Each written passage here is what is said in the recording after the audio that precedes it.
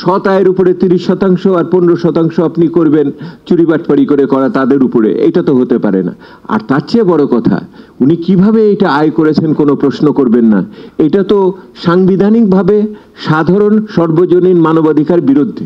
এটা তো হতে পারে না যে আপনি কিভাবে, কালকে তো আমি মানে আসলেই তো এটা একটা বেনজির বাজেট। পদ্ধতিটা হলো যে আপনি যে মৌজা রেটগুলো করেছেন 20,000 টাকা, ওটাকে 50,000 টাকা করে দেন, আর ট্যাক্সের হার 10% থেকে 5% নামিয়ে দেন।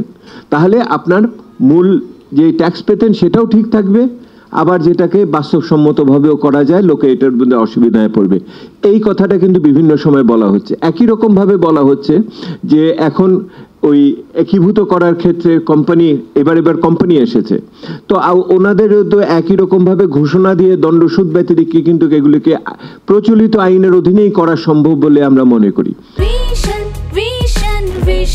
100% কপার কন্ডেন্সারে তৈরি ভিশন ফ্রিজ, তাই গুণে মানে অটুট থাকে বছরের পর বছর। এখানে বেশ কিছু বিষয় আছে। একটা তো বড় বিষয় আছে দুর্নীতি, সুশাসন ইত্যাদি, এবং তার জন্য বরাদ্দ ইত্যাদি বিষয় একটা আছে। একটা বিষয় আছে যে আপনার জ্বালানি সম্পর্কিত, একটা বিষয় আছে শিক্ষা ইত্যাদি মিলিয়ে একটা আছে, আরেকটা আছে আর্থিক ব্যবস্থাপনা, এবং সামগ্রিকভাবে 2-4টা বিষয় আছে।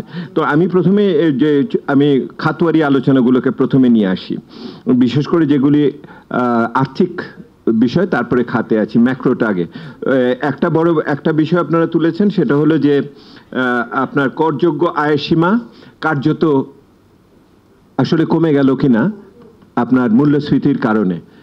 আমাদের এখানে তো আমরা দেখিয়েছি যে আমরা করযোগ্য আয়সীমা কি বলেছি, আমরা তো বাড়ানোর জন্য বলেছিলাম, যদি মধ্যবিত্ত বা নিম্ন মধ্যবিত্তকে সুরাহা দিতে হয়। ধরুন একটা জমি বিক্রি করলেন 50,000 টাকায়, কিন্তু আপনার দলিলের ভিতরে তো আছে 20,000 টাকা, তাহলে 30,000 টাকা তো আপনার ঘোষণার ভিতরে পড়লো না।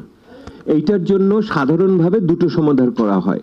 এটা হলো যে ওই 30,000 টাকা কিন্তু কালো টাকা না, ওই 30,000 টাকা আমি বলি এটা হলো ধূসর টাকা।